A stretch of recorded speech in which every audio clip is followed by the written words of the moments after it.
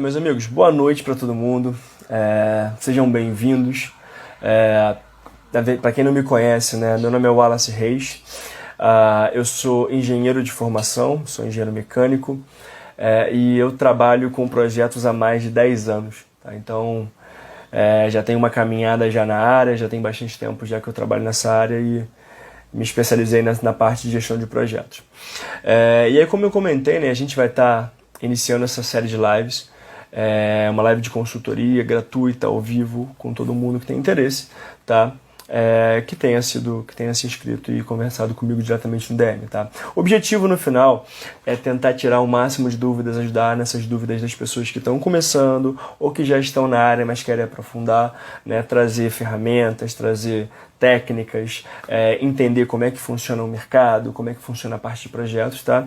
Então, se você está iniciando, fica à vontade para me chamar no DM, para poder se inscrever. Ou se você que já trabalha na área, mas quer tirar dúvida, quer bater um papo, quer fazer uma troca interessante, fica à vontade também, tá?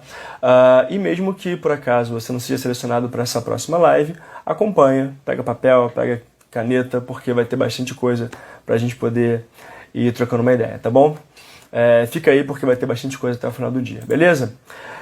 Bom, então eu vou começar a chamar aqui a primeira pessoa que foi selecionada para essa live, tá? Eu vou chamar ele aqui, vou adicionar ele aqui na conversa. Só um minutinho.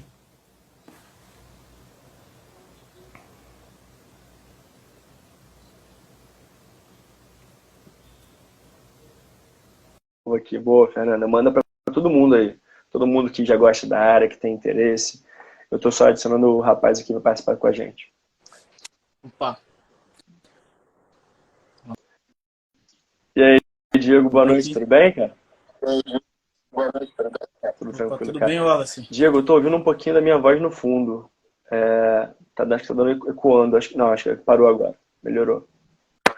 Tá me vendo bem? Tá me vendo bem, Diego? Eu Maravilha. tô sim, tá ótimo. Cara, então vamos começar? Vamos bater um papo? Então, eu queria, Diego, que você começasse fazendo o seguinte, né? Se apresenta um pouquinho, fala o que você é, de onde você é, o que você faz. Se apresenta um pouquinho antes da gente começar. Bom, eu tenho 23 anos, sou engenheiro de produção. Me formei recentemente, me formei no ano passado, em 2021. E possuo algumas especializações nessa área. Sou Black Belt também, sou especialista em Lean Six Sigma. E atuo no mercado desde 2018, já atuei em diversas áreas. Assim, áreas bem amplas mesmo, desde logística, qualidade, produção, e também algumas áreas assim provenientes de administração mesmo, que a gente que é da engenharia de produção tem um viés administrativo muito grande e tive a oportunidade de atuar também nessas áreas. Maravilha. E venho de uma experiência recente na área de projetos, entendeu? Venho de uma experiência de gestão de projetos e infelizmente essa experiência ela não se prorrogou, ela foi encerrada nesse mês de dezembro, mas uma área que eu me identifiquei bastante e eu planejo continuar, justamente por isso que eu me Maneiro, interesso legal, tanto nesse legal. Que conteúdo. bom. Show de bola, Diego. Então vamos lá, cara. Como é que a gente pode ajudar? Qual é a tua pergunta, a tua dúvida? Como é que a gente começa esse nosso bate-papo aí? Bom, inicialmente, Wallace, eu acho interessante a gente começar conversando sobre carreira mesmo, porque isso é uma das minhas maiores dúvidas referente à área de gestão de projetos, porque, assim, uma coisa que eu vejo até durante a faculdade mesmo, é que a gente como engenheiro, a gente tem esse viés entre aspas, pronto para a área de projeto, Uhum. mas não tem aquele caminho trilhado, entendeu? Aquela rota, assim, como que eu vou iniciar, por onde que eu vou começar, qual é o melhor caminho, qual é o melhor Maravilha, curso. maravilha. Bom, vamos tentar então dividir isso em algumas perguntas, beleza? Vamos tentar fazer algumas perguntas mais específicas. Vamos então começar, por exemplo, né, como é que seria o início de uma carreira na parte de projetos, beleza? Só para a gente poder ter um raciocínio. Legal. Bom, Joia. assim, acho que não só na área de projetos, mas na grande maioria das áreas, né? Como é que funciona isso, né? Obviamente, as pessoas que estão começando, elas vão assumir papéis menos estratégicos, né? E, obviamente, isso vai evoluindo conforme o tempo e a experiência. Então, o que eu entendo, né? Eu acho que no início é sempre uma tarefa, né? Uma demanda, um tipo de projeto que ele é menos crítico, você tem menos riscos envolvidos, você tem menos variáveis, né, e você vai desenvolver um papel menos estratégico, obviamente. Então, todo início de carreira acontece o mesmo caminho, digamos assim, e em projetos não seria diferente. Tá? Então, são projetos menos estratégicos, projetos que podem ter tido um histórico muito grande, projetos parecidos. Então, você tem conhecimentos anteriores que você pode aproveitar, você tem muito histórico, então você diminui o risco e, portanto, você tem um projeto menos crítico, com complexidade mais baixa, né? Eu diria que seria mais fácil de fazer, digamos assim. Né? E aí, como é que você avança? Né? Conforme você avança, então, acho que você vai começar a trilhar um caminho um pouco menos consolidado. Né? Então, são caminhos, projetos que você tem menos histórico, projetos que você vai ter variáveis muito maiores e eles vão começar a ter mais risco, vai estar envolvendo talvez investimentos maiores, eles podem ser mais críticos para a companhia. Né? Então, a tua participação vai ser maior, não só ativamente, no sentido de você poder liderar a atividade, você puxar os assuntos e você se tornar um ponto focal, se tornar um líder, né? Mas também ter essa oportunidade de liderar, mas também o impacto que isso vai ter para a companhia. Né? Então, conforme você vai evoluindo, você deixa de ser tão repetitivo e tão menos estratégico para você aumentar essa maturidade. Né? E no final, né, conforme você vai atingir um patamar mais alto, você obviamente vai liderar mais projetos, liderar mais pessoas, né? Então os seus desafios vão começar a variar bastante. Então você vai deixar de fazer atividades tão operacionais e tão ligadas à repetição, né? E começar a pensar em coisas mais estratégicas, ou seja, uma nova estratégia para o time, uma nova metodologia para aquele projeto, projetos cada vez, projetos menos consolidados, ou seja, você tem pouquíssima informação prévia, você vai ter menos conhecimento anterior, você vai ter menos dados, então você vai ter que buscar muito mais, assumir mais premissas. Então é isso que eu entendo, pelo menos, da trajetória dentro da parte de projetos, né? E aí, por que eu digo dessa trajetória? Né? Porque, obviamente, as empresas elas vão buscar as pessoas com mais experiência para poder liderar os projetos mais complexos. Né? Eu não vou arriscar um projeto com um investimento muito alto para botar na mão de uma pessoa que nunca trabalhou com isso, por exemplo. Então, essa é a tendência do mercado, obviamente. Faz sentido? Faz, Bacana. com certeza. Uma das coisas assim que eu pensei bastante, inclusive antes de querer atuar nessa área de projetos, foi se a pessoa que trabalha com gestão de projetos, ela necessariamente não teria que ter um outro cargo para poder se introduzindo na área É de uma boa projetos. pergunta, né? Porque assim, como é que funciona, né? O mercado em geral, eu não diria nem só em projetos, mas o mercado como um todo, como é que ele funciona? Normalmente, ele não te dá um cargo sem ter percebido antes que você consegue desempenhar aquilo. Então, como é que ele faz isso? Uhum. Eu quero, por exemplo, atuar como um gerente de projetos. Normalmente, eu vou ter que estar desempenhando os papéis e as responsabilidades de um gerente de projetos, até que a minha empresa, ou uma concorrente, ou uma outra oportunidade surjam para que eu, de fato, seja um gerente. Então, você tem que ser um gerente, tem que atuar como um gerente antes de ter o cargo. Né? E aí Pois é, é uma condição do mercado, né? Uma coisa que ele faz naturalmente. Né? acaba sendo, né? E isso foi uma das coisas assim que, digamos que eu tive na minha mente como estratégia, para falar a verdade, para poder me introduzir nessa área, entendeu? Tentar assim encontrar um cargo na qual eu consiga atuar com projetos, mas não diretamente pela falta de Perfeito. experiência que eu tenho. E isso sendo assim uma porta, né? Uma porta para iniciar na área que eu Perfeito. gostaria. Então, e aí o que que eu entendo que faz sentido, né, para você começar na área, né? Bom, eu acho que aconteceram algumas coisas que a pandemia, por exemplo, ela foi uma coisa muito ruim em vários aspectos, né, na questão humanitária, saúde e tudo mais, mas, assim, inevitavelmente ela trouxe alguns avanços em outras áreas. Né, as condições de trabalho, por exemplo, a rotina do trabalho, por exemplo, mudou completamente. Então, se você parar para Uhum. pensar, hoje você consegue atuar de forma global. Você pode trabalhar em um time do outro lado do mundo, porque existe uma série de oportunidades que são completamente remotas. Né? Hoje, por exemplo, eu atuo em um time que é global e eu tenho um escritório no Brasil, mas o meu gestor fica na Inglaterra. Então, é uma maneira como o mundo tem trabalhado. Né? Então, o que eu diria que eu acho que é uma maneira mais fácil de você ter uma porta de entrada? Né? Bom, eu pensaria o seguinte, pensa na área que você gosta, na área que você quer atuar, tá? Então, digamos, a sua formação é engenharia de produção, né? Poxa, mas eu tenho um foco muito forte na parte de indústria, eu gosto muito da área de indústria. Então, pensa na área que você gosta, que você pretende atuar, e começa a entender essa área, entender a dinâmica, entender onde estão as maiores empresas, onde estão os maiores projetos. Tá? Então, obviamente, você vai começar a considerar a dinâmica desse mercado. Uma vez que você já entendeu, por exemplo, a área, você está começando a sondar a área, acompanhar então os principais movimentos. Né? E o que eu digo sobre isso? Por exemplo, eu sou de óleo e gás, a minha experiência está toda em óleo e gás. Né? Então, eu sou de mecânica de formação, eu trabalho desde o início da minha carreira no óleo e gás. E o que acontece? O óleo e gás, necessariamente, ele está no Rio de Janeiro. No Brasil, ele está no Rio de Janeiro.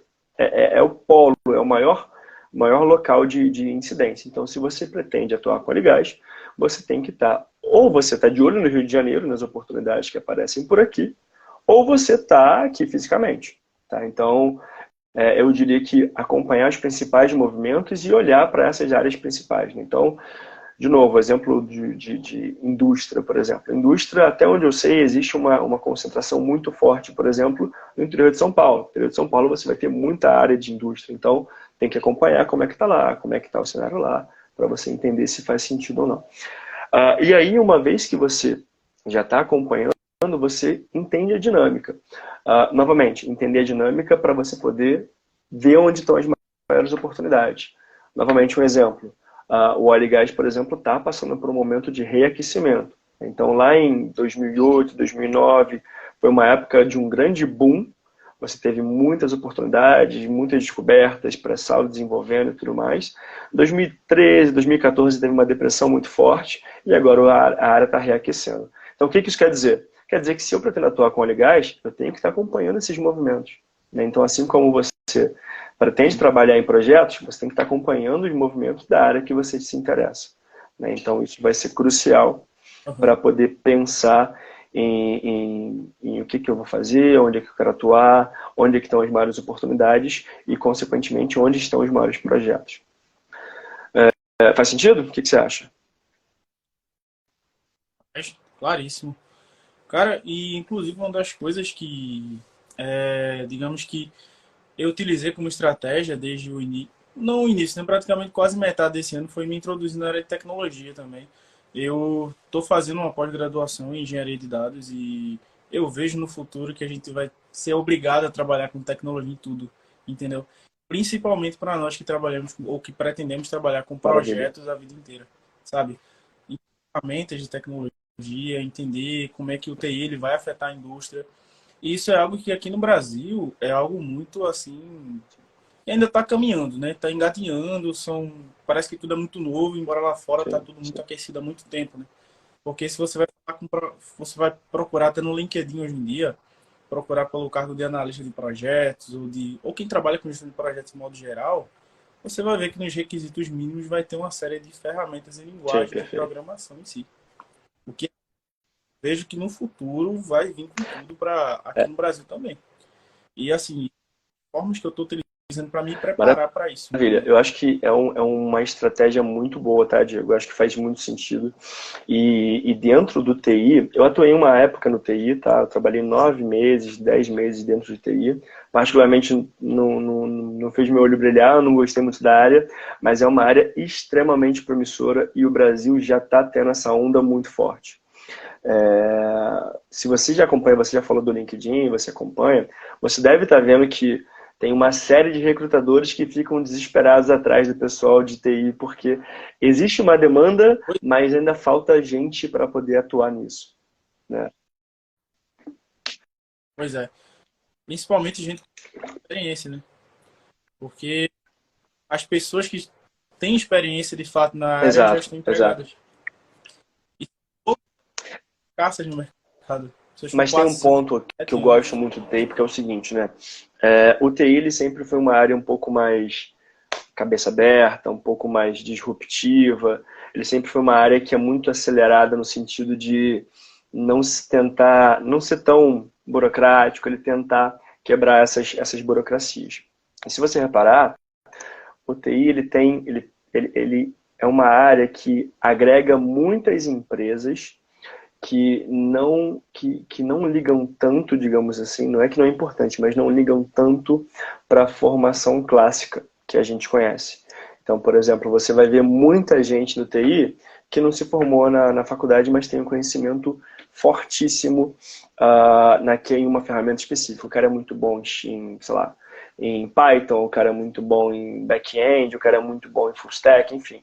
O TI, ele consegue absorver isso muito bem, ele liga menos para essas convenções de faculdade, clássica e tudo Aham. mais. E por isso ele pode ser uma oportunidade muito boa para quem tem o conhecimento, mas não gastou 4, 5 anos numa faculdade. Por quê? Porque o cara já Pois sabe, tem o é. conhecimento, tem a experiência. Né? Então, e as empresas mais cabeça aberta, que são um pouco mais, digamos assim, mais moderninhas, elas estão seguindo essa tendência também. É, Né? Elas estão seguindo muito isso. pois é. O perfil das empresas mesmo de tecnologia é totalmente diferente, cara. É totalmente diferente do que a gente está habituado assim na indústria, né? Das pessoas, não sei se é um público mais jovem, mas dá a entender que são pessoas mais jovens que trabalham e Sim. também pelo tipo de trabalho, pela forma como a empresa ia tratar o colaborador é totalmente diferente. E às vezes parece que a gente aqui que trabalha na indústria mais, pelo menos eu, né, que trabalhei há algum tempo na indústria mais clássica, parece que a gente está atrasado. Entendeu? A sensação é essa. Que a nossa forma de trabalhar e de tratar o colaborador parece que ficou O um pouco TI atrasado ele tem no algumas tempo. coisas, né? Por exemplo, na verdade, toda a questão da agilidade, que é fortíssimo no TI, né? As metodologias ágeis, toda a parte de gestão mais avançado, o TI aproveita-se muito, muito, muito disso. Ele acompanha bastante essa tendência e você vê isso não só na parte de metodologia para a gestão de projetos, mas também na parte de gestão de pessoas. Então, a área de TI como um todo, ela tem sido tão promissora e tem sido tão demandante, na parte de projetos inclusive, porque ela tem essa questão da liberdade geográfica, então você consegue atuar em qualquer lugar do mundo. Exato. E ela Uhum. tem tido uma mentalidade um pouco menos burocrática, que muita gente acaba se beneficiando disso, gosta muito dessa mentalidade. Né? Então, por exemplo, a parte de que eles chamam de Management 3.0, né, que são as gestões mais avançadas, eles têm uma tendência muito forte também no TI, e é uma área que se beneficia bastante disso. Então, assim, o que eu diria também na parte de TI em relação a projetos, né? Como eu falei, o conhecimento formal ele não é tão priorizado, digamos assim. O TI está muito mais preocupado em você consegue resolver? Não me interessa se você tem um diploma de Harvard ou se você tem um diploma da esquina. Se você resolveu, excelente. É isso que está mais preocupado. Né?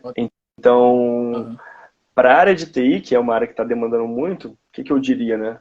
Cara, aprende agilidade, aprende as metodologias, se possível, né? Aprende uma coisa ou outra, um pouco, ainda que seja mais básico, sobre uma programação, automação, porque é uma tendência muito forte também, não só no TI, mas nos projetos como um todo, né? Eles têm seguido muito essas demandas futuras, que é a parte de automação, dados, toda a parte de BI, né, de Power BI, por exemplo, que é a ferramenta para análise de dados.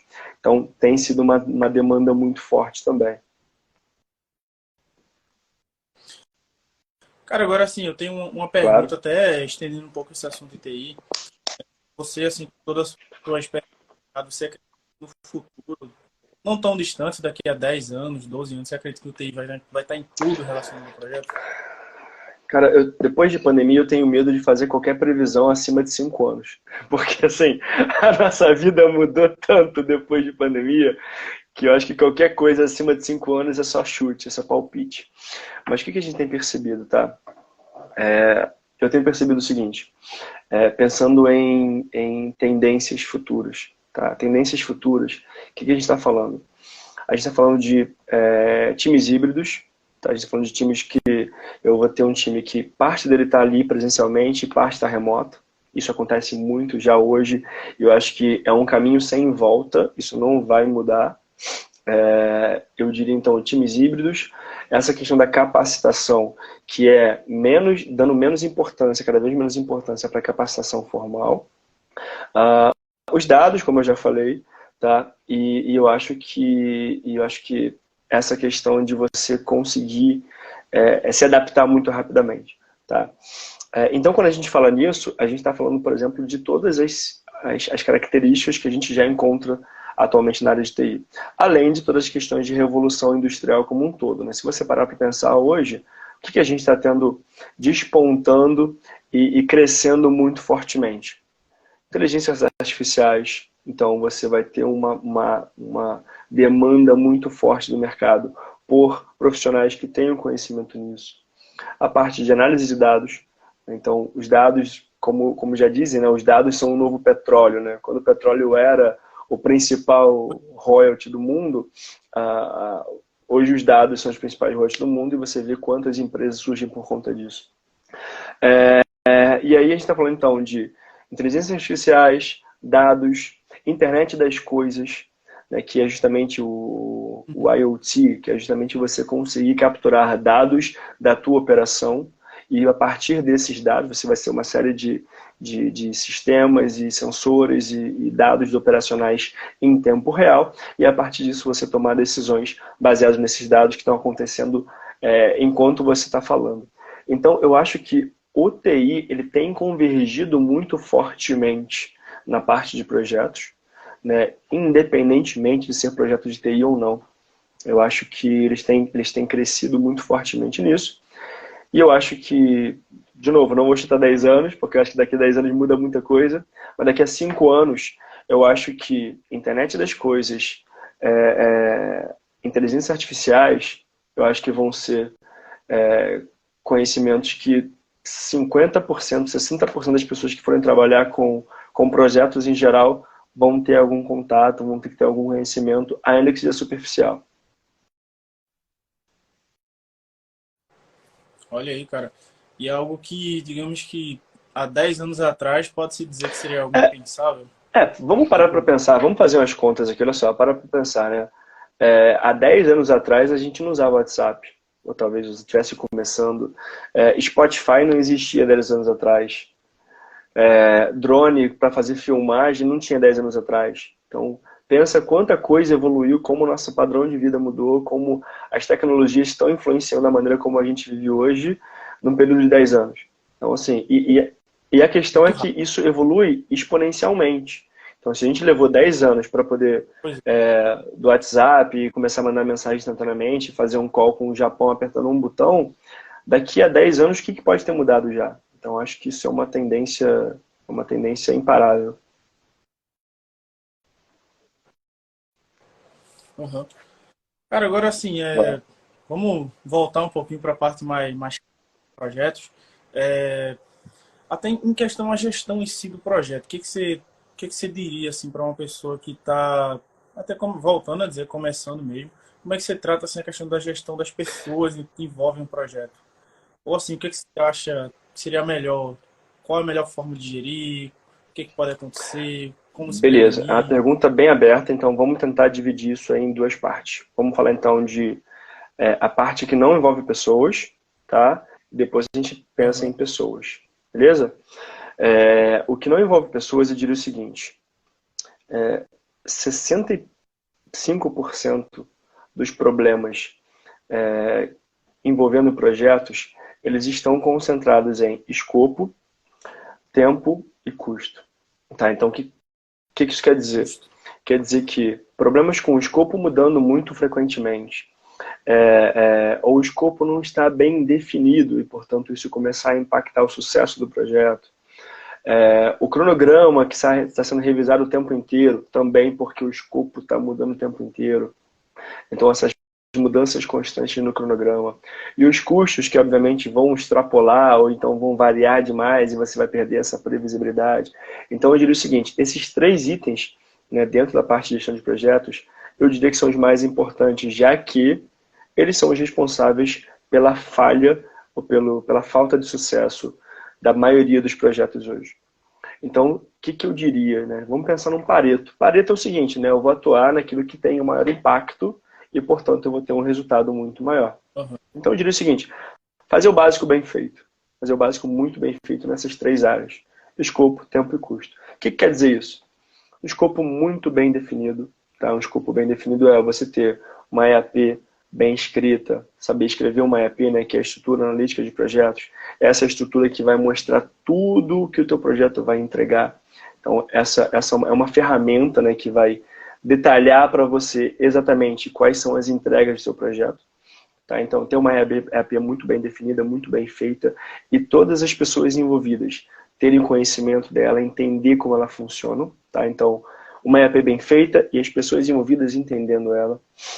Preferencialmente, se você puder também falar o que não é escopo e deixar isso bem claro, também eu diria que é um ponto a favor, porque quando você entrega aquilo, né, normalmente pode haver uma falha de comunicação, um desalinhamento de comunicação para você poder, para a pessoa que vai receber versus o que ela pediu. Às vezes o que eu estou pedindo não está claro nem para mim, e, portanto, você vai entregar o que eu estou pedindo, mas eu esperava uma outra coisa. Então, você falar o que não é escopo, também eu acho que é uma boa prática para você melhorar a tua gestão.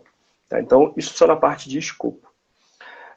Cronograma, e aí o cronograma ele vai ter uma série de nuances baseados em cada uma das especificidades dos projetos. Né? Mas, a princípio, o que eu diria, tá? Um cronograma muito bem feito, baseado no que você definiu antes do teu escopo. Por quê? Obviamente, se você mudar o escopo, você pode ter impactos no cronograma. E eu digo pode porque você pode ter uma série de alternativas para mexer no teu projeto para não impactar. Obviamente, isso vai impactar em outra área. Você pode, por exemplo, aumentar o teu custo porque você colocou mais gente. Mas então você tem um cronograma bem feito, bem redondo, baseado no teu escopo. Então, escopo bem definido, cronograma bem redondo, e custos, eles vão acabar acompanhando isso.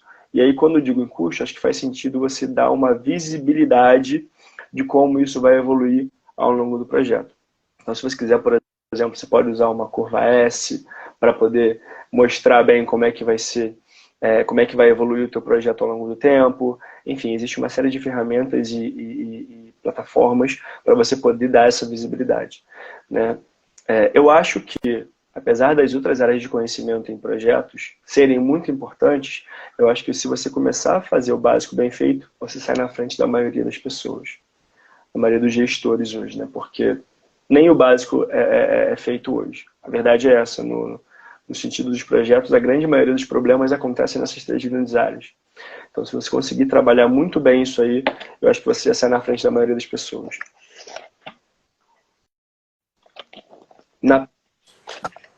Bacana, cara. Isso aí é tão importante, né? Porque às vezes a gente pensa assim que é uma área complexa, tem muita coisa envolvida, mas no final, você saber trabalhar com o básico, a base da coisa, é o que faz toda a diferença, né?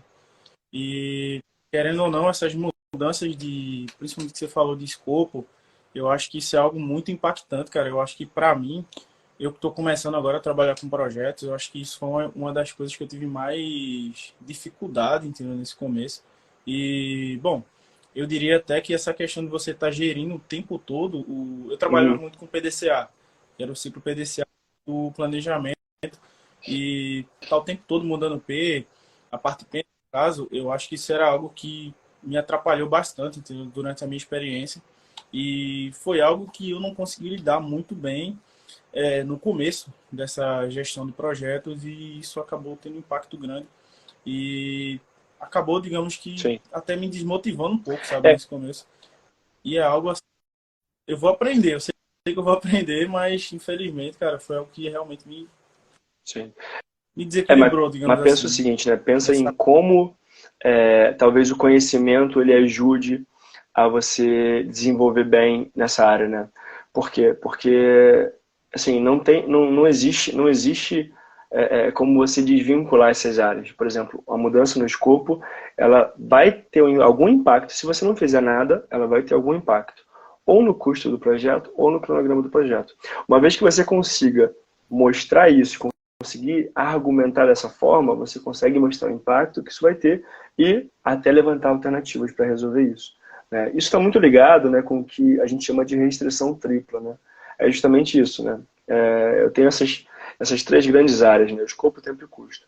Se eu mexer em uma delas, eu posso impactar outras duas. Então, vou dar um exemplo. Né? Eu tenho que entregar um prédio em um ano com um orçamento de 1 milhão. Tá? Então, se por algum motivo o teu gestor pedir para você antecipar essa obra, né? Então, em vez de fazer em um ano, você vai ter que fazer em 9 meses. Beleza, então você mexeu no cronograma do projeto. Se você mexer no cronograma, o que você vai ter que fazer para poder atender isso? Ou você vai colocar mais recursos para poder antecipar isso, né? mais gente para poder fazer isso, e aí, obviamente, o teu custo vai aumentar, o custo do projeto.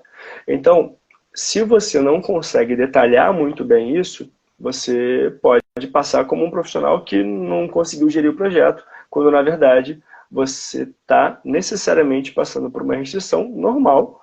Isso já é previsto, o próprio o PMI, que é o instituto, né, que faz toda a parte de boas práticas em projetos, o próprio PMI já prevê isso. Então, se você não consegue argumentar muito bem isso, você necessariamente vai acabar caindo e não vai conseguir fazer uma boa gestão. Uhum. E, bom, cara, em relação assim, às ferramentas de gestão de projetos, você diria que seria interessante, assim, vamos começar da parte do escopo do projeto, né? Ou pelo menos na parte inicial. Quais as ferramentas assim, que você acha que seria mais indicadas para quem está começando, para quem já tem experiência intermediária e para quem Perdão, pode terminar, terminei. Cara, de escopo, né? Como eu te falei, eu acho que faz sentido você utilizar uma EAP muito bem feita. Na EAP, existem algumas ferramentas gratuitas online que você pode fazer isso, mas nada é tão simples quanto você, por exemplo, usar um Excel. Então você vai ter como é que você monta, né, a tua EAP? Você vai ter as principais áreas, você pode montar a EAP de uma série de formas, né? Você pode montar dentro de uma linha cronológica, ou seja, uma linha do tempo, como isso vai acontecer, ou você pode montar dentro das principais áreas do projeto. Então, vamos dar um exemplo novamente de uma casa. Se eu for montar uma casa, você pode montar uma EAP considerando a linha do tempo, ou seja, a primeira caixinha vai ser fundação, e dentro da fundação, quais vão ser todas as entregas que você vai fazer. A segunda linha do tempo vai ser, sei lá, vigas estruturais, a parte de estrutura. Então, dentro dessa linha do tempo, você vai ter as diferentes entregas. Ou você pode ter essa mesma EAP para essa mesma casa, considerando as grandes áreas. Então, eu vou ter uma área de construção, eu vou ter uma área de supply chain, eu vou ter uma área de qualidade, eu vou ter uma área de segurança, e essas áreas também vão ter suas entregas. Então, são maneiras diferentes de você montar isso. Mas pensando em ferramentas, o que eu diria? Se a pessoa está começando agora, vai lidar com projetos mais simples, faz o simples. Faz um Excel, simples assim, um Excel com essas principais áreas e suas entregas. Ou você pode fazer um PowerPoint. PowerPoint tem uma série de ferramentas também para poder fazer isso. Ele vai ter os setups lá prontos para fazer isso. Beleza, Wallace, estou falando com projetos um pouco mais complexos, tem que fazer um relatório, tem que mexer muito nisso. Aí tem ferramentas gratuitas também que você pode utilizar. Tem uma ferramenta online que chama Xmind, que vai te permitir fazer uma série de EAPs ou mapas mentais para você poder construir isso também e você apresentar. Então, começa no simples, utiliza o simples, ele vai funcionar na maioria dos casos, e se precisar, aí você evolui para ferramentas um pouco mais sofisticadas. Legal? Show, cara. Show. Cara, hoje em dia, assim, até falando um pouco de ferramentas, você acha que o Power BI é algo indispensável para quem quer trabalhar com projetos? Bom, vamos lá. Eu acho que essa tua pergunta, ela tem muito a ver não só com a ferramenta, mas também com a carreira como um todo. E o que eu quero dizer com isso? Vamos pensar o seguinte, lembra quando a gente falou no início dessa conversa, né, que assim que você começa, você vai ter atividades menos estratégicas e atividades um pouco mais repetitivas. Então, qual é a tendência, né? A tendência é que conforme você inicia a tua carreira, você vai ter conhecimentos, vai ter uma necessidade de conhecimentos muito mais técnicos. É o que eles chamam, né, o que a gente chama de hard skills. Então, é o conhecimento técnico, conhecimento teórico daquela área, né? Então, você vai ter que, por exemplo, conhecer mais de ferramentas, vai ter que conhecer mais de, por exemplo, MS Project, vai ter que conhecer mais de Power BI, vai ter que conhecer de ferramentas para gerir o projeto como um todo e você atuar, executar e participar das ações. Conforme você avança na tua carreira, você vai tendo uma interface menor na parte de hard skills, então essas habilidades técnicas, e você vai tendo um conhecimento cada vez mais necessário do que a gente chama de soft skills, que são as habilidades comportamentais. Então é você ter uma capacidade de liderança, você ter uma autogestão, você conseguir lidar com problemas, você lidar com pessoas. Então, conforme você avança, você vai precisando menos do conhecimento técnico e mais do conhecimento comportamental, eu diria assim. Então, assim, para quem está começando na área de projetos, acho que faz muito sentido, sim, conhecer de Power BI por uma série de motivos. A gente já falou, né, que os dados são o novo petróleo, então você utiliza muitos dados hoje, você tem muitos dados disponíveis e o BI te ajuda demais a detalhar esses dados, interpretar esses dados, mostrar isso. Então, acho que é uma maneira muito interessante de você vender o seu trabalho, eu diria assim, né? Você mostrar a tua competência. Né? Então, eu diria que, para quem está começando, eu acho que é uma ferramenta essencial e o conhecimento dele tá muito difundido por aí. Né? Você consegue encontrar hoje muita coisa gratuita de Power BI. Então, assim, não tem nem desculpa para não saber de BI, né? O próprio BI O é próprio BI ele é gratuito para gratuito, começar, diferente exatamente. do Exatamente. que é pago. Até tem uma versão web ali, mas a versão desktop, que é a versão Se completa você quiser mesmo, só é paga. compartilhar, na verdade, né? E assim, Compartilhar, você consegue fazer isso gratuitamente. pois é um software muito completo, cara. Eu estou procurando aprender ele agora, infelizmente eu, digamos que comecei um pouquinho tarde até, eu acho que eu Mas você poderia tem ter 20 e poucos começado a aprender anos, BI cara. antes. Tá tarde Aí nada, esse tá tranquilo, cara. Relaxa.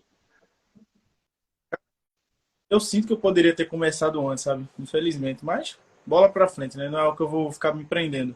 E assim, vamos focar um pouco nessa parte de soft skills, cara. O que que você diria assim que um bom gestor de projetos precisa ter referente a soft skills, referente às pessoas em si, né? Porque eu acho que isso pode ser um ponto muito forte, mas ao mesmo tempo pode ser um calo no pé, É, né? Lidar com pessoas, né? exatamente assim. Eu diria o seguinte, tá, Diego? Os maiores recrutadores da área como um todo, né? Os maiores recrutadores no Brasil hoje, eles são muito enfáticos em dizer o seguinte: 90% dos profissionais, né, das áreas, né, os profissionais, eles são contratados pelos seus hard skills, ou seja, pelo conhecimento técnico que ele tem, e eles são demitidos pelos seus soft skills. Então, o que quer dizer? O cara, ele é muito bom, ele conhece das ferramentas, ele conhece a teoria, ele sabe todo o processo que você vai seguir quando você fizer a gestão de um projeto, ele sabe disso tudo, mas o cara trabalha mal pra cacete em grupo, por exemplo. O cara, ele não sabe lidar com as pessoas, ele não sabe falar com as pessoas, ele não consegue ouvir alguma coisa diferente, ele não consegue lidar com opiniões, ele não consegue colaborar. Então, essas habilidades comportamentais, elas são cada vez mais importantes, né, para o profissional do futuro. Então, acho que é uma tendência imparável, tá? E o mercado como um todo, os profissionais como um todo, mesmo os mais iniciantes, eles estão sendo cada vez mais cobrados por isso, tá? E eu acho que não existe uma fórmula pronta para isso, tá? Eu acho que isso vai variar muito de acordo com a tua necessidade, de acordo com o teu projeto. Então pode ter um projeto que você vai ter que ter uma capacidade de liderança mais forte. Ou pode ter um outro projeto que você vai ter que ter uma capacidade de ouvir melhor. Eu acho que isso vai ser de caso a caso e de equipe para equipe. Mas você ter o conhecimento nessas habilidades comportamentais, hoje, eu diria que é obrigatório. Pois é, cara. E isso é algo assim que, digamos que às vezes vai depender muito do seu Uhum, tato legal. com as pessoas, né? Porque de repente pode ser uma pessoa que chega num local e as pessoas te aceitam, e em outro as pessoas de repente criam algum conflito e acaba tipo atrapalhando o seu relacionamento com ele, né? E eu acho que para quem trabalha com gestão de projetos, que é uma área assim, cara, eu gosto muito de falar que projeto é uma área um pouco genérica, né? Porque pode ser Uhum, qualquer coisa, né? Você pode fazer projeto de qualquer área sobre qualquer coisa. E assim, às vezes um profissional que precisa trabalhar em diferentes estados ou em diferentes países, você precisa saber desenvolver isso muito bem. Porque você pode estar lidando, por exemplo, com uma equipe do Brasil, uma equipe do Canadá, uma equipe na Europa. E como lidar com essas diferentes pessoas, diferentes tipos de pensar, diferentes culturas. E esses hard skills aí são muito complexos e muito sim. obrigatórios para quem quer ter Sim. sucesso nessa gestão. E tem toda uma questão também, né, Diego, que é o seguinte, né? Você saber, você comentou, por exemplo, de você chegar numa área e ter conflitos, até a tua capacidade de lidar com esses conflitos e como você vai lidar com isso também está muito ligado à tua capacidade de conhecimento emocional, né? Então, o que isso quer dizer? Quer dizer o seguinte, apesar de eu ter entrado em uma área que que aconteceu um conflito, mesmo que sem um motivo bem definido, apesar disso, eu consegui lidar, eu consegui gerenciar, eu consegui manobrar para dissolver isso, né? Então, novamente, habilidade comportamental, né? Então, faculdade nenhuma vai te ensinar isso, né? Faculdade não, nenhuma Uhum. vai passar por isso, a gente acaba desenvolvendo isso naturalmente, você pode estudar isso também, mas eu acho que a prática é o que leva à perfeição nesse caso, né? Esse desenvolvimento constante. Mas tem, assim, tem algumas delas que eu acho que são essenciais, né? Primeiro que eu acho que essa iniciativa, tá? Então a iniciativa de você sentir que você faz parte do problema e, portanto, parte da solução. Você essa capacidade de liderança, ou seja, e a liderança não tem a ver com você se colocar como chefe, mas você naturalmente assumir uma postura que as pessoas te identificam como um líder, né? Então acho que o líder ele não se impõe, mas ele acaba sendo aclamado, acaba sendo definido pelo próprio time. O time acaba fazendo isso, né? E essa Pois é. capacidade, então, de você conseguir se colocar no lugar do outro, você conseguir criar esse vínculo, criar confiança, você conseguir desenvolver isso. Então, e aí, não, independentemente de onde a pessoa está, se ela tem uma cultura muito diferente, né, você vai acabar conseguindo atuar dessa forma, né? Eu acho que faz muito sentido pensar nessas três grandes áreas: liderança, capacidade de se colocar no lugar do outro e construir um relacionamento de confiança com o pessoal.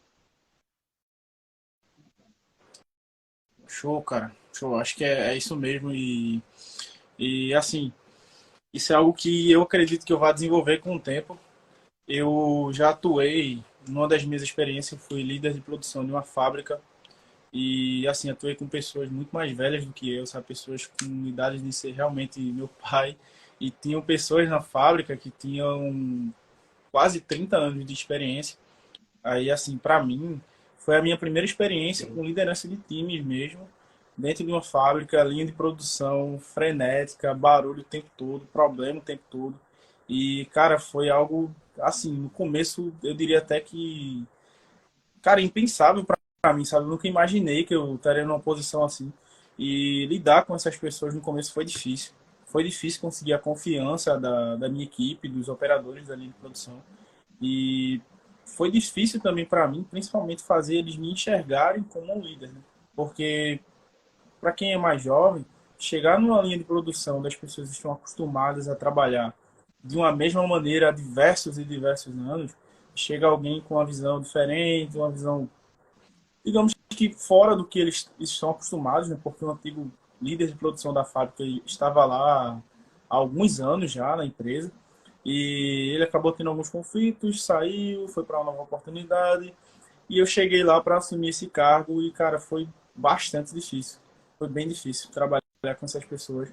E eu acho que uma das coisas que eu tentei fazer nessa minha experiência foi tentar ser um pouco mais, digamos que menos líder e mais aprendiz, entendeu? Eu tentei me colocar nessa posição, principalmente porque eu não sabia muito do processo operacional da fábrica, estava aprendendo naquele momento. E eu consegui, digamos que num pouco período que eu estive nessa fábrica, fiquei lá Uhum. durante 8 meses nessa posição e consegui atuar. E nessa fábrica, inclusive, eu passei a ter um outro cargo, que foi justamente como gestor de projetos. Mas durante a minha experiência como líder de produção, foi algo muito bacana, assim, sabe? Algo que eu consegui desenvolver um pouco dessa parte de hard skills, que eu não acho que 8 meses você vai conseguir desenvolver. Eu acho que é algo para muitos anos de carreira e às vezes você nem desenvolve e você acaba chegando àquela conclusão que não é para você trabalhar diretamente com a equipe, com aquela equipe, digamos que menos técnica e mais operacional. Acho que isso é algo que para algumas pessoas pode não ser muito bacana e digamos que eu tive um pouco de dificuldade com isso, mas tentando entender assim o pensamento da equipe, eu acho que foi algo que me ajudou e para ter uma aceitação legal da equipe, porque eu acho que se a equipe não te abraça, você como líder, como gestor, como coordenador, você acaba não tendo sucesso no seu trabalho e muitas vezes você acaba até sendo Perfeito. demitido por conta disso, né? Porque ele pode demitir, ele pode demitir um colaborador, mas ao mesmo tempo a equipe dos colaboradores Sim. ele também pode demitir um gestor, porque existe uma equipe que não aceita a própria liderança, é porque pode ser que não tenha algo errado Perfeito. necessariamente na equipe, né? Possa ser que na tato da gestão não tenha, não esteja adequada para aquele local, para aquela operação, para aquele produto. E, cara, foi algo muito bacana e eu consegui aprender ao longo do tempo, nos primeiros meses da fábrica. Cara, você falou essa história, você contou essa história, eu capturei dois pontos que são bem interessantes, né? O primeiro que você falou que se colocou como um aprendiz, não necessariamente como líder, mas colocou como um aprendiz. Isso tem muito a ver da maneira de como você pode construir essa relação de confiança com o time, né? Porque você mostrar vulnerabilidade, ou seja, você mostrar que não necessariamente você sabe tudo, você não é o cara que vai definir a ordem, você não é o cara que vai chegar e mudar tudo, mas se você se colocar vulnerável, você se colocar de uma maneira que você também está junto com o time. Então, acho que você mostrar vulnerabilidade acaba te colocando, te tira de um patamar diferenciado e faz o sentimento para a equipe de, poxa, esse cara não tá só para poder dar ordem, né? Então essa vulnerabilidade eu acho que tem muito a ver com construir confiança, né? E o segundo que você colocou sobre um time que é muito mais de operação e que estava muito tempo na área, e aí você pode encontrar muito isso, né? Acontece muito nos exemplos de você ter pessoas, principalmente das áreas mais operacionais, que trabalham 15, 20, 30 anos naquela área e tem um pensamento muito de, ó, sempre fiz assim, o meu outro gestor era assado. Então, como que você consegue Pois dissolver é, isso, né? Isso de fato, um trabalho de formiguinha, eu diria assim. Você não vai conseguir fazer isso em 1, 2, 3 meses. É um trabalho que você constrói ao longo de um tempo. Até porque se o cara que está lá há 10, 15, 20, 30 anos, ele não vai mudar a mentalidade dele, a cabeça dele em 2, 3 semanas.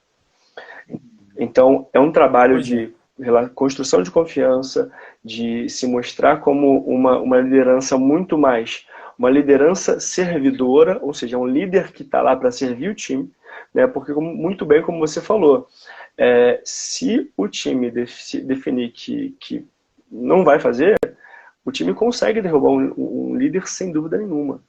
Então, é uma coisa que existe uma deficiência muito grande hoje nas lideranças no Brasil como um todo. Eu também venho de área operacional, eu trabalhei 9 anos numa fábrica aqui no Rio de Janeiro, e você vê muito isso, assim. A, a área da operação, a parte operacional, existe uma tendência muito forte a ter lideranças com um pensamento mais antigo e tentar quebrar isso, tentar mudar isso. É um trabalho de alguns meses, né? Que é um trabalho de construção de confiança muito grande. Mas você colocou os pontos perfeitos, Diego. Perfeitos. Perfeitos.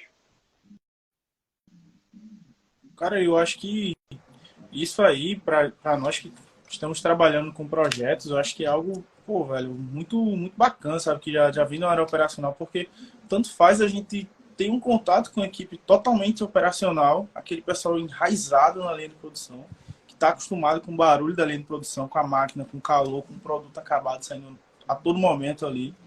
Digamos que é até uma frase que um antigo coordenador de uma das empresas que eu trabalhei falava antigamente, que ele sempre dizia que produção é frenético, é uma área frenética, uma área que a gente tem que estar atento o tempo todo e é muita correria, é muito barulho. E para nós que trabalhamos, podemos trabalhar com pessoas assim, mas ao mesmo tempo a gente também pode trabalhar com pessoas multidisciplinares, com equipes muito capacitadas academicamente falando, e equipes que têm assim know-how, digamos, uma competências Perfeito. muito diferenciadas também. Aí assim, como é que você acredita que um gestor de projetos ele precisa se preparar também, até voltando Sim. um pouco para algumas coisas que a gente já fez, para ter, digamos que esse tato com pessoas extremamente operacionais, mas ao mesmo tempo com pessoas Cara, extremamente excelente pergunta, capacitadas? excelente pergunta. Assim, eu acho que você lidar com projetos, vamos pensar, né? Lidar com projetos, você está necessariamente tendo um time que vai te apoiar a desenvolver um projeto. Então, no final do dia, é lidar com pessoas. Então, lidar com projetos é lidar com pessoas. E aí, você pode tanto estar em um time que é a base, digamos assim, da força de trabalho. Então, é o pessoal que está lá embaixo, na operação, tocando a operação, até a liderança, que é, por exemplo, o dono do dinheiro. Então, quando a gente está falando em liderança desse diferente liderança de projetos, eu acho que é você conseguir passear nessas diferentes formas de lidar. Então, você conseguir adequar a tua comunicação para o pessoal que está na base da operação. Então, comunicação novamente, lembra? Comunicação, que é um dos principais problemas dos projetos. Adequar a tua comunicação para esse pessoal e você conseguir falar a língua deles. E, ao mesmo tempo, você conseguir adequar essa comunicação com a liderança, que, novamente, é o dono do dinheiro, é o dono do CAPEX. Então, a liderança, você conseguir falar a língua deles também. Então, você conseguir se adaptar para cada uma dessas linguagens, que eu acho que é a primeira coisa que eu diria. Tá? Dois, entender o que motiva cada um deles. Porque, de novo, se você precisa de um time para poder te apoiar a desenvolver o projeto, você tem que entender o que cada pessoa é motivada, como eu sou motivado. Então, você pode ter, por exemplo, o pessoal da base da operação que vai ser motivado em ter uma liderança presente, uma liderança disponível, que você vai conseguir acessar essa liderança, e enquanto o pessoal lá mais alto, lá no sentido na hierarquia, vai estar preocupado em o resultado que você está entregando, as métricas que você está melhorando, como você está tornando isso tudo mais eficiente. Então, você entender como cada um deles funciona é o que eu acho que é o caminho essencial para você se adaptar. Então, como é que eu vou lidar, né? Tanto com o pessoal operacional quanto com o pessoal que é ultra capacitado, entendendo como cada um deles, se motiva, entendendo o que é importante para cada um deles. Tem um exemplo que eu gosto muito de pensar que é o seguinte: pensa que você vai entregar um cronograma de um projeto. Pensa que você vai fazer um projeto para fazer uma instalação de uma fábrica nova, uma siderúrgica nova, tá? Para o cara que é um analista de projetos, o cara que está lá construindo o cronograma, você vai ter, por exemplo, uma etapa de aprovação de documentação em órgão da prefeitura. O cara, o analista de projetos, ele vai ter uma série de atividades envolvendo essa autorização. Levantamento de documentação, aprovação, submeter documento, não sei o quê. Então você vai pegar essa linha e vai explodir ela em 20 outras linhas com dependências, com datas, com cada um deles com a necessidade especial. O cara que é o gerente do projeto, ele não quer saber de cada uma dessas linhas. Ele quer saber quanto tempo a aprovação vai levar. Entende a diferença? Então pensa o seguinte: o analista ele vai saber no detalhe cada uma das 20 linhas lá dentro. O gerente ele quer saber quanto tempo vai levar. Então, entender como cada um dos times funcionam como cada pessoa, como o papel que ele está desempenhando e qual é o impacto disso no projeto, eu acho que esse é o caminho para você conseguir lidar com as diferentes pessoas. Bacana, cara. Bacana, acho isso que bom, a gente vai aprender também com o tempo, né? Acho perfeito suas colocações. Eu acho que essa questão da motivação também das pessoas, né? Não só do colaborador que está ali na linha de produção, como do diretor da empresa ou do dono da empresa, que é o dono do dinheiro. É importante você ter esse pensamento até para você conseguir se moldar ali no que você quer transmitir de Exatamente. fato para essas pessoas, né? Você sabe que você já tem uma base para ter um Exatamente. caminho a ser seguido. Vamos mudar um pouquinho de assunto, vamos falar um Beleza. pouquinho de cronograma. Assim, digamos que tem a falar a respeito de cronograma, quais são as melhores ferramentas, porque assim, no meu caso, eu sempre utilizei, digamos que nas poucas oportunidades que eu tive que eu pude utilizar, eu utilizei sempre o cronograma de Gantt, né? Aquela ferramenta bem básica do Excel. Acho que para cronograma de projeto seria, para mim, pelo menos é útil, mas para você, assim, o que é que você acha que é Eu vou indicado só fazer uma no proposta, projeto? ô Diego. Ter, cara. Internet aqui agora tá oscilando um pouquinho, mas acho que agora vai, Então agora tá tranquilo. vamos acelerar aí até para poder a gente fechar então, beleza? Beleza? Vamos lá. Eu acho que na grande maioria dos projetos você vai utilizar o Gantt, ele vai ser a ferramenta mais adequada, tá? Eu acho que ele é muito bem consolidado e não é à toa porque ele acaba funcionando muito bem. Então, as pessoas já estão acostumadas, os principais gestores, as principais empresas que utilizam já estão acostumados. Eu acho que ele vai resolver 99% dos problemas em relação ao cronograma. Mas não quer dizer que num projeto mais simples você tenha que usar isso. Você vai usar uma outra ferramenta mais simples e provavelmente ela vai atender. Assim como também na agilidade, por exemplo, você vai ter uma série de projetos que você não vai ter o cronograma clássico como a gente conhece. Então, a agilidade, por exemplo, você pode trabalhar, por exemplo, em sprints, né, que o Scrum utiliza pra caramba, e aí nessas sprints você vai ter um tempo definido em que você vai entregar uma série de itens. Então respondendo, para a grande maioria dos projetos, eu não reinventaria a roda, utilizaria o Gantt, que é o que mais funciona, o mais consolidado na indústria, até porque acho que não faz muito sentido seguir contra essa maré que já está funcionando, e é uma ferramenta que eu acho que atende muito bem. É bem simples. Transmitir. É simples, exato, exato. Ela é simples, ela é consolidada, as pessoas entendem, ela atende bem. Se ela não atendesse bem, eu até entenderia a gente questionar. Mas é uma ferramenta que entrega muito bem e atende muito bem. Né? Mas eu acho que vale muito a pena conhecer, saber como funciona, saber criar um cronograma desses e você entender também que existem alternativas para os projetos menos clássicos, projetos menos tradicionais, por exemplo, dentro das metodologias ágeis. Beleza? Beleza. Eu acho que levando em consideração as oscilações de internet e todos os contratempos do Instagram, acho que é isso, cara. Acho que foi uma live super. Maravilha. Eu agradeço bastante pelo convite. Eu acho que eu espero que as próximas sejam muito boas. Eu espero que você tenha um crescimento muito bom no Instagram. Certo. E é um ótimo empreendimento a gente tentar trazer esse conhecimento tão rico que a gente aprende na prática, né, como profissionais, e trazer para as pessoas aqui gratuito. Eu acho isso muito válido. Então, parabéns pelo trabalho, né? Parabéns pelas publicações. Eu que estou acompanhando, Maravilha. cara, eu acho que para mim foi muito fora da curva, entendeu? Porque eu acompanho também outras páginas que falam sobre gestão de projetos, que falam sobre melhoria, que falam sobre todo tipo de gestão em si. E eu percebo que aqui o nível é muito alto, cara.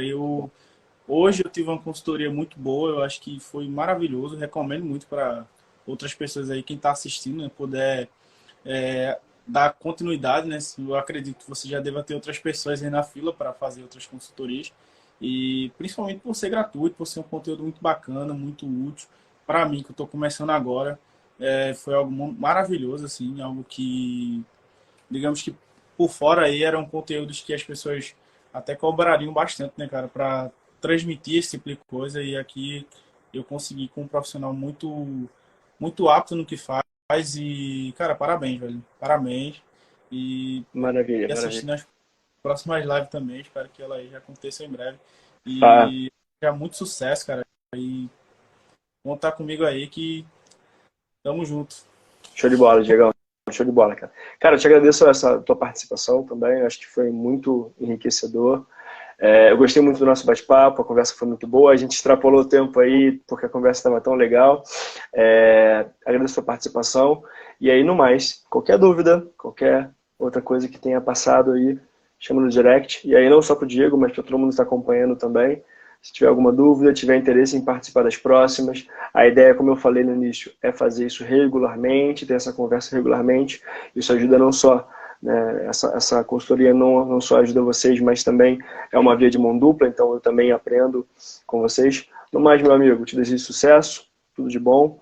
E continuar acompanhando aqui, tentar trazer mais conteúdo ainda, tentar aprofundar cada vez mais, trazer mais conteúdos assim mais profundos, para a gente poder dispersar o conhecimento por aí. No mais, compartilha com todo mundo que você sabe, que é da área, que gosta, para a gente poder crescer e atingir mais gente. Beleza. Obrigado, Wallace. Quero agradecer ao meu pessoal que assistiu, né? Dá pra ver nos comentários aí que teve um pessoal que assistiu do começo até o fim. E até agora mesmo que a live ressubiu, né? Tinha caído, agora ressubiu. E obrigado, pessoal. Valeu, gente. E tamo junto. Vou deixar meu LinkedIn aí depois para quem quiser se conectar, né, comigo lá no LinkedIn. Acho bacana a gente ter esse contato. E é isso. Valeu, Wallace. Obrigado. Boa noite. Maravilha. Obrigado, Diegão. Boa noite, pessoal. Para quem ficou até o final, né? Essa foi a nossa primeira. A ideia é fazer isso regularmente. Nas próximas semanas vai ter mais gente. Já estamos recebendo algumas demandas já. Vamos tentar fazer isso mais vezes. Se você tiver interesse, participa aqui, me chama no direct que a gente conversa, eu te mostro o passo a passo. E como eu falei, é uma via de mão dupla. Eu tento passar um pouco do que eu conheço e as pessoas também me ajudam bastante a entender como é que anda esse mercado. A gente volta na próxima semana com mais uma consultoria, mais conteúdo. Acompanha e manda para todo mundo que gosta. Muito obrigado pela participação de vocês. Até a próxima. Um abraço. Tchau, tchau.